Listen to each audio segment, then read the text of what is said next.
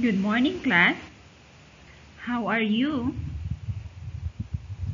I am your teacher, Chris, your math teacher in grade 2. Are you ready to learn new lesson? Well, let's start.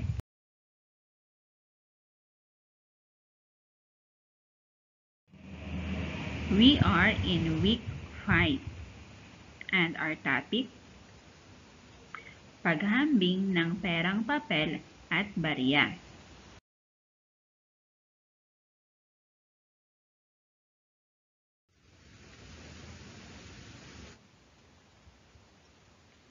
Bago natin simulan ang ating aralin, tayo munang sumayaw at kumanta.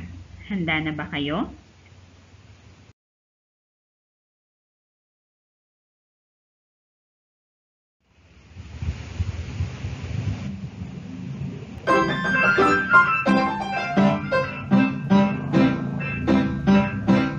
Mathematics, mathematics, I love math, I love math. It is so exciting, very interesting.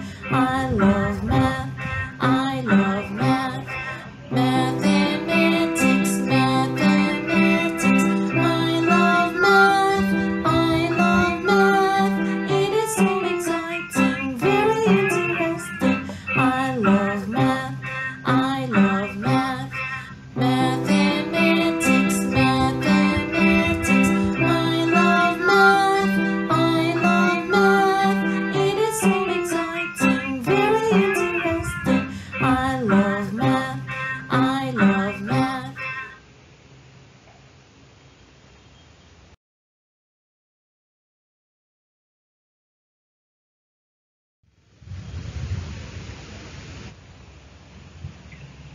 So, nagustuhan nyo ba ang ating awitin, mga bata?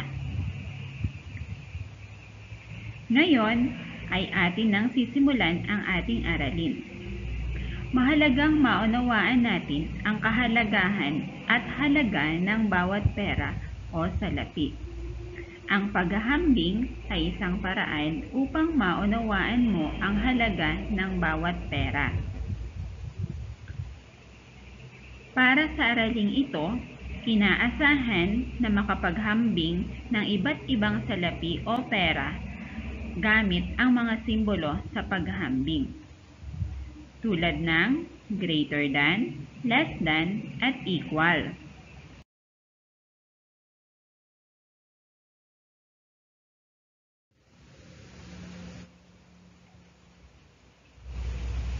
Bago ang lahat, atin munang balikan ang nakaraang aralin. Sabihin sa akin ang kabuuang halaga ng pera sa bawat bilang.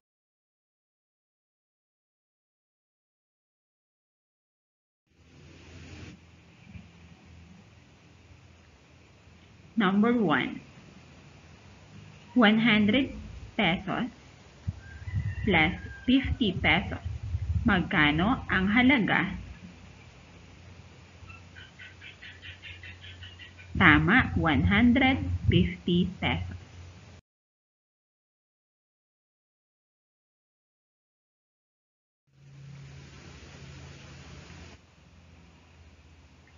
Mayroon tayong 200 pesos at 20 pesos. Magkano ang kabuuang halaga? Tama, 220 pesos.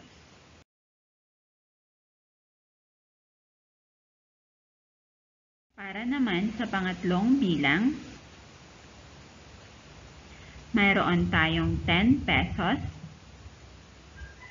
plus 10 pesos plus 1 peso plus 1 peso plus 1 peso and plus 1 peso. Magkano ang kabuuang halaga? Tama, 24 pesos.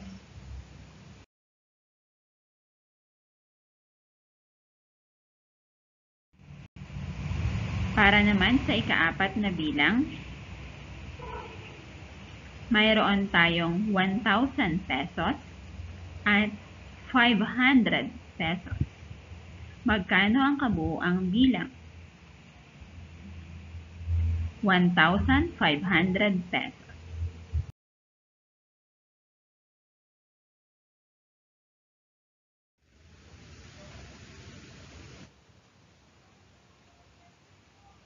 Mayroon tayong 10 pesos, 10 pesos, at 10 pesos, at 5 pesos.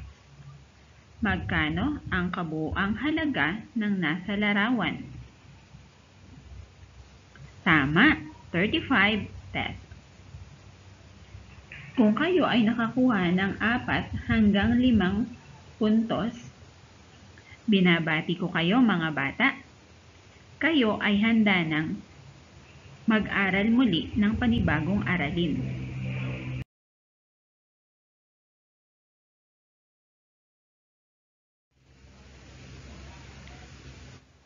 Hayaan ninyong panoorin ang isang video clip presentation na inihanda ko para sa inyo.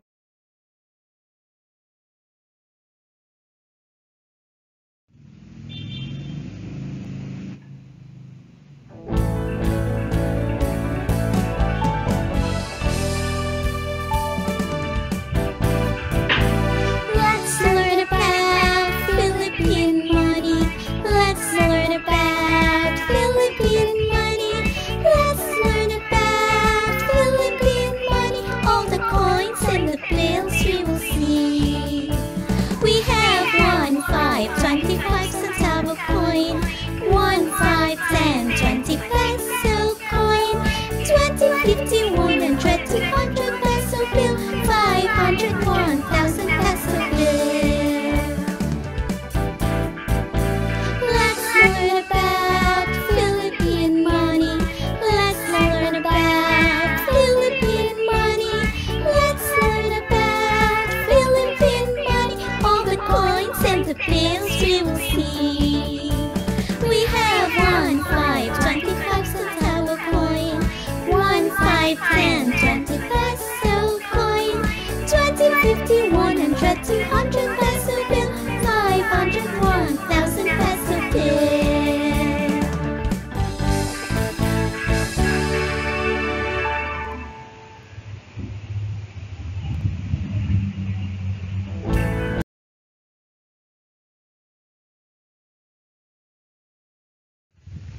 Nagustuhan nyo ba mga bata ang video clip presentation na inihanda ko para sa inyo? Magaling! Ngayon naman ay basahin ang maikling talata na nasa inyong screen. Isang araw, naisip ni Raul na bumili ng bagong sombrero gamit ang naipon niyang pera sa buwan ng baon na nagkakahalaga ng 90 pesos. Makakabili kaya siya kung ang presyo ng sombrero ay 98 pesos? Halina at pag-aralan natin ang isinasaad ng nasa talata.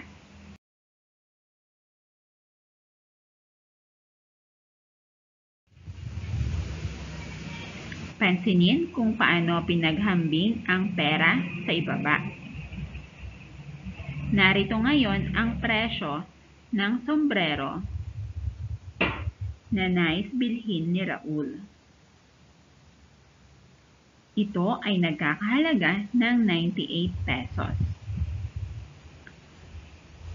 Sa kabila naman ay makikita ninyo ang pera ni Raul na inipon niya sa kanyang alkansiya.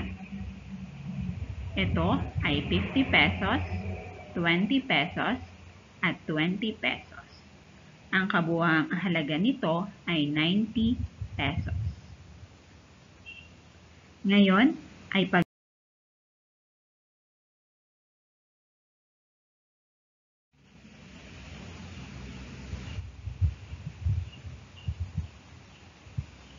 ₱98 pesos. 90 pesos. Ngayon, tingnan ninyo ang unang digit. Ang unang digit sa 98 pesos ay 9. Sa pangalawang pera naman, ang unang digit ay 9 pesos. Kung magkapareho ang mga unang digits, paghambingin naman natin ang kasunod na digit. Sa 98 pesos, ang ikalawang digit ay 8. Sa 90 pesos, ang ikalawang digit ay 0. Ngayon, ang 8 ay mas malaki kaysa sa 0.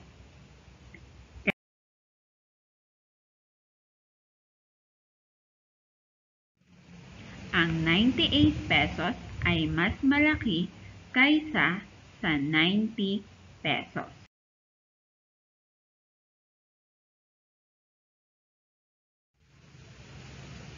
Ito ay isinusulat sa simbolo na makikita sa inyong screen.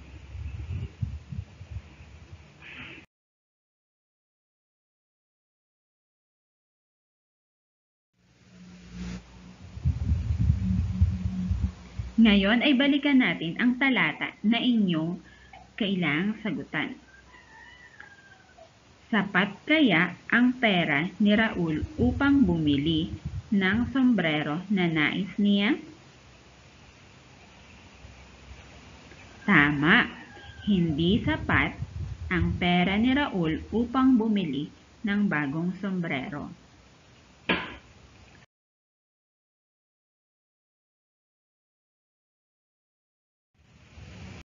Ngayon naman ay naghanda muli ako ng isa pang talata o ng isang halimbawa para mas lalo ninyong malaman at maintindihan ang paghahambing.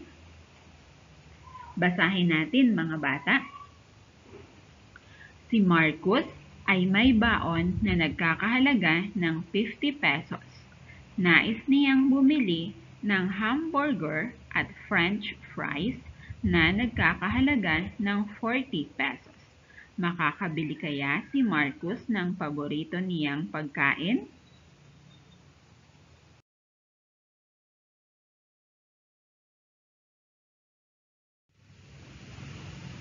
Ito ang presyo ng pagkain na nais bilhin ni Marcus. Ang French fries at hamburger ay nagkakahalaga ng 40 pesos. Samantalang, ang pera naman ni Marcus ay nagkakahalaga ng 50 pesos.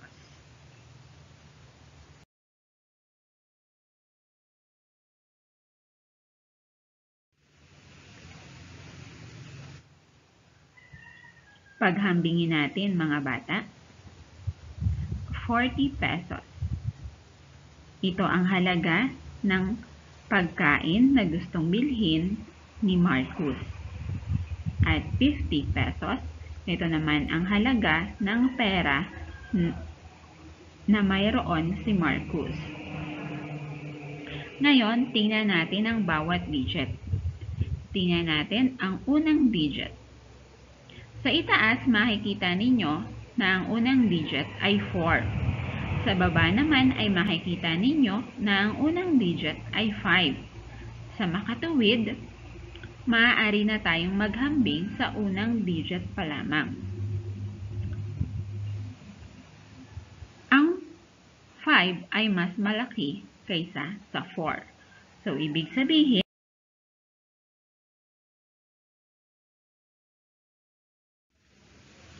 ang 40 pesos ay mas maliit kaysa sa 50 pesos.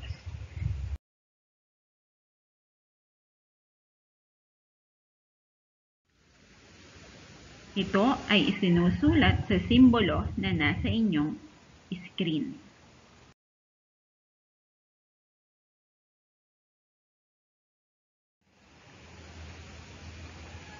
Ngayon, makakabili kaya si Marcus ng paborito niyang pagkain?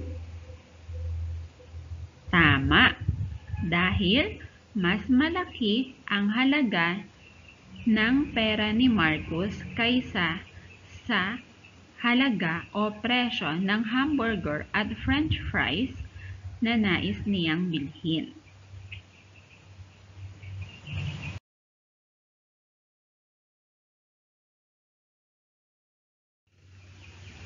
Ngayon ay alam ko na handa na kayo para sa unang gawain.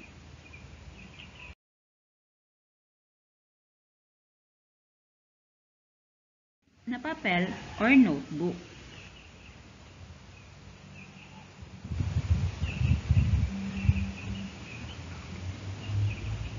Paghambingin ang mga pera gamit ang simbolo sa paghambing. Greater than, less than, at equal.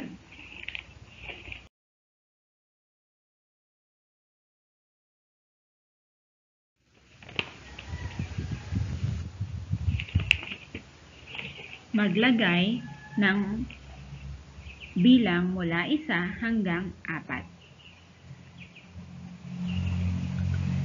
Piliin ang angkop na simbolo sa paghahambing. Number 1, 20 pesos at 50 pesos.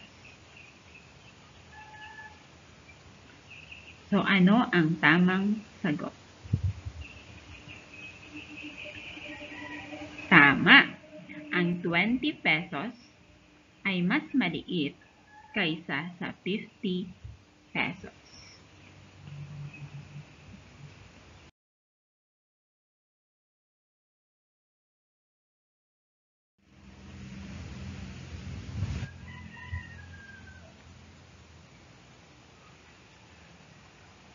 ₱10 at 10 pesos. 20 pesos. Paghambingin natin sila, mga bata. Ang tamang sagot, equals. Dahil kapag pinagsama mo ang 10 pesos at 10 pesos, ito ay nagkakahalaga din ng 20 pesos.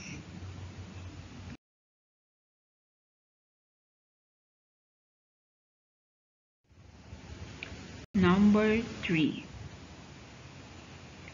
200 pesos, ihahambing ninyo sa 100 pesos. Ang tamang sagot? Tama. Ang 200 pesos ay mas malaki ang halaga kaysa sa 100 pesos.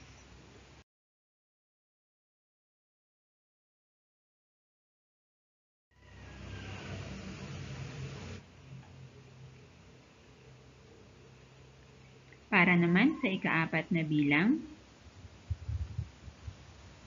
5 pesos,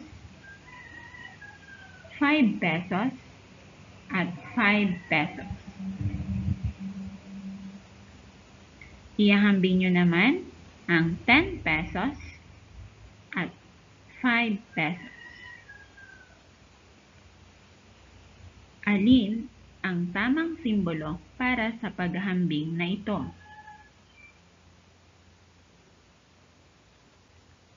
Tama.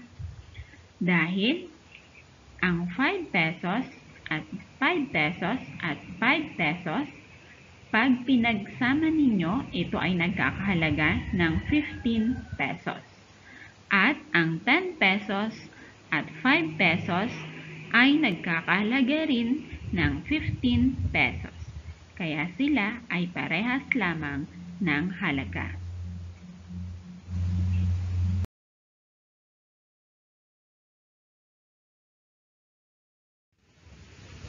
Ngayon naman ay pumunta na tayo para sa ikalawang gawain.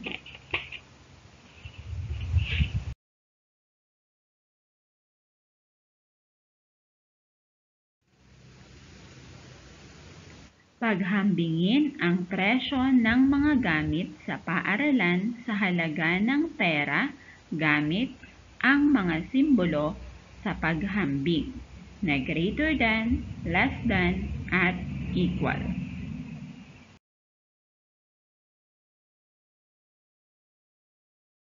Bilang mula 1 hanggang 4. Unang bilang. Ang lapis na ito ay nagkakahalaga ng 20 pesos. Ihahambing nyo naman sa pera na 20 pesos at 5 pesos. So, alin ang angkop na simbolo na gagamitin ninyo? Tama. Mas malaki ang kabuuang halaga ng pera kaysa sa presyo ng lapis.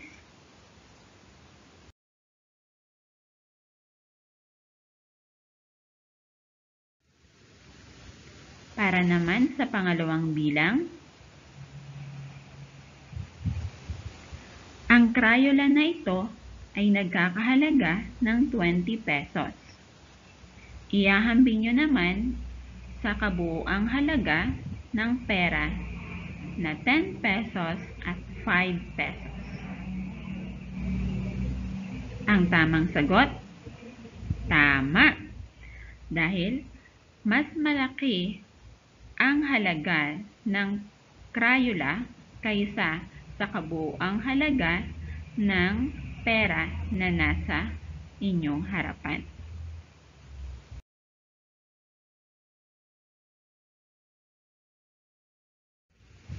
Para naman sa pangatlong bilang,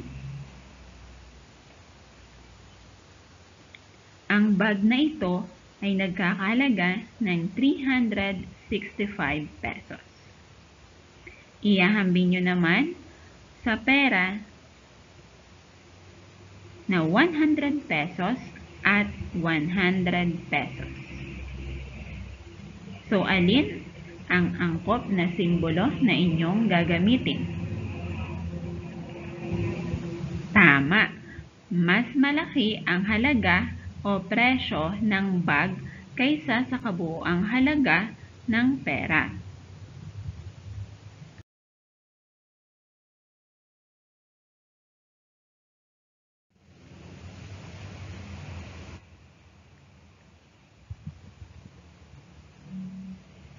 Ika-4 na bilang, ang glue na ito ay nagkakahalaga ng 45 pesos.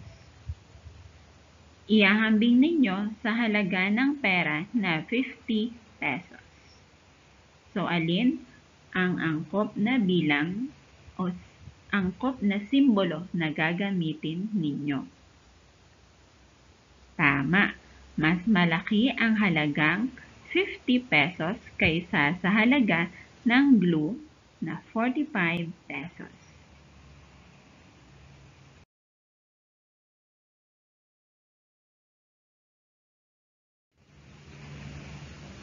Ngayon naman mga bata, ay dadako na tayo sa ikatlong gawain.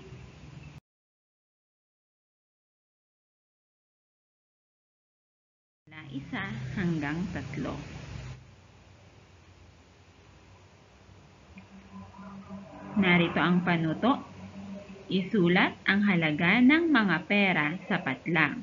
Paghambingin ito gamit ang mga simbolo sa paghahambing.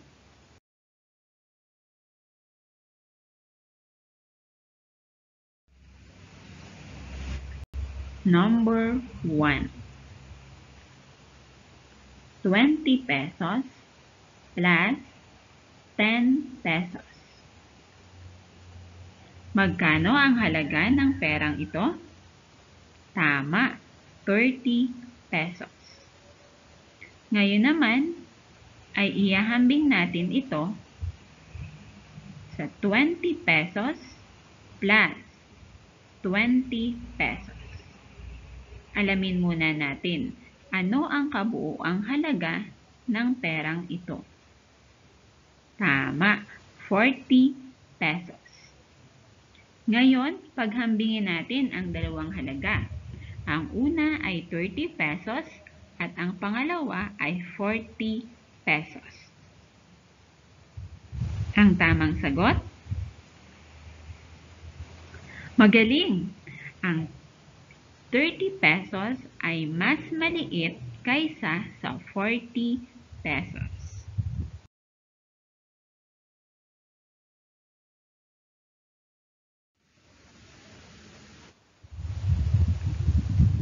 Para naman sa pangalawang bilang, 10 pesos plus 10 pesos plus 5 pesos. Magkano ang halaga? Tama, 25 pesos. Para naman sa pangalawang set, 10 pesos plus 5 pesos. Magkano ang kabuuang halaga? Tama, 15 pesos. Ngayon ay ating paghambingin ang dalawang halaga. Ang 25 pesos, ihahambing ninyo sa 15 pesos. Magaling mga bata! Ang 25 pesos ay mas malaki kaysa sa 15 pesos.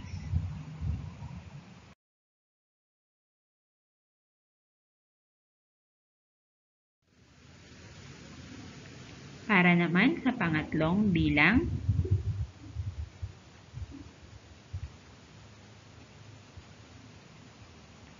50 pesos plus 5 pesos plus 1 peso. Magkano ang kabuuang halaga? Tama, 56 pesos. 20 pesos plus 20 pesos plus 10 pesos. Magkano ang kabuuang halaga? Mahusay, 50 pesos. Ngayon, paghambingin natin. 56 pesos, ihahambing sa 50 pesos. Magaling mga bata! Ang 56 pesos ay mas malaki ang halaga kaysa sa 50 pesos.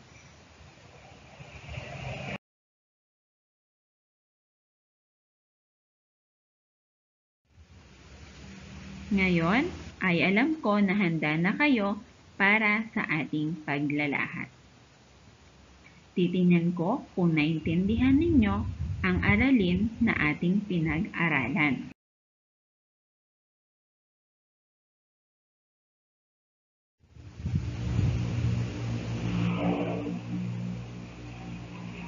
Ano-anong simbolo ang ginagamit natin sa paghambing?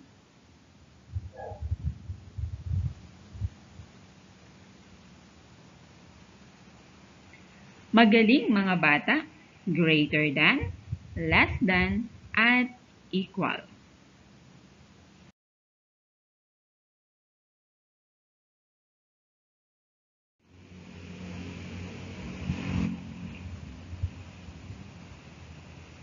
Anong simbolo naman ang ginagamit kung ang bilang sa kaliwa ay mas malaki kaysa sa nasa kanang bilang? Uulitin ko, anong simbolo ang ginagamit kung ang bilang sa kaliwa ay mas malaki kaysa sa nasa kanang bilang? Magaling! Yan ay greater than.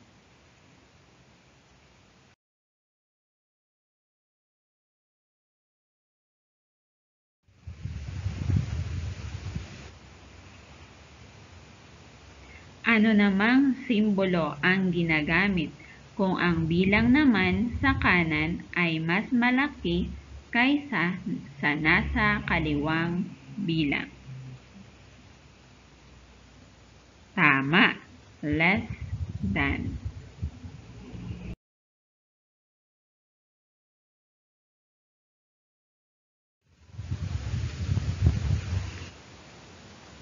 Anong simbolo ang ginagamit kung ang bilang sa kanan at kaliwa ay magkapareho o magkatumbas ang halaga?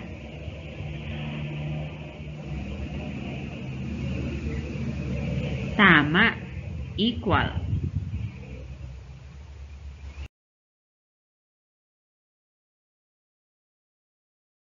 Kung nasagutan ninyo ang bawat tanong sa ating nakaraang aralin, handa na kayo para sa ating pagtataya o panapos na gawain.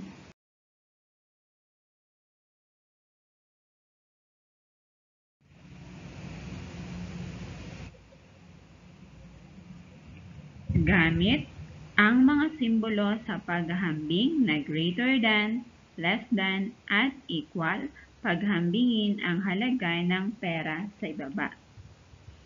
Kumuha ng isang malinis na papel at lagyan ito ng bilang mula 1 hanggang 5.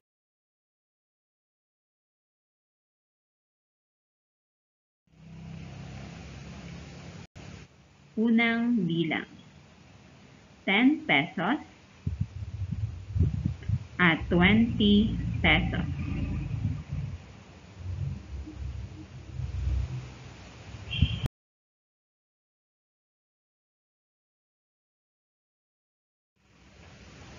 Pangalawang bilang,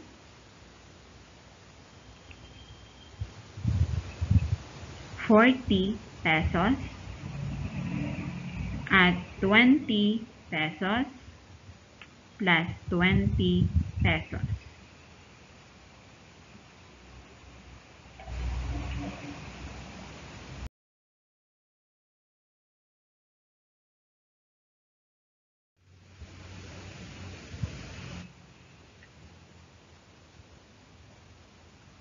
₱15 pesos, ihahambing ninyo sa halaga 10 pesos plus 5 pesos plus 5 pesos.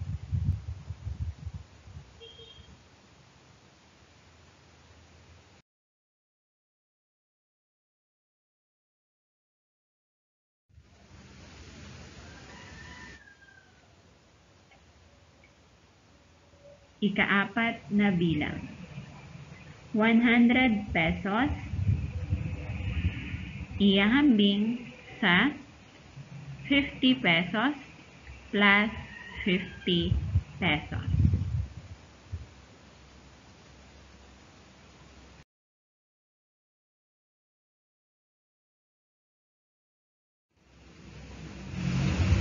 Number 5. 50 pesos, ihahambing sa kabuuang halaga ng 20 pesos plus 20 pesos.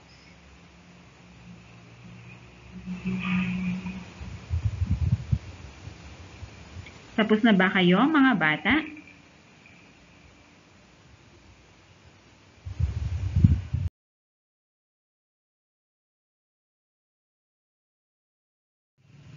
Ngayon, mga bata, ipakita ninyo sa inyong mga magulang ang inyong papel. Mga mommy or daddy, tingnan po ninyo ang sagot ng inyong anak.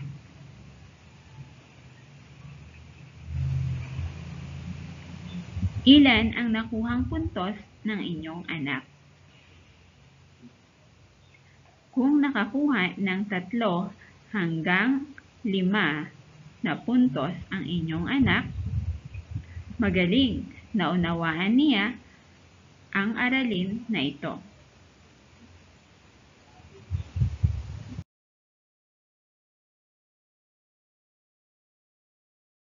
Sa araw na ito, huwag kakalimutan, like, subscribe, and share. Thank you. Bye-bye.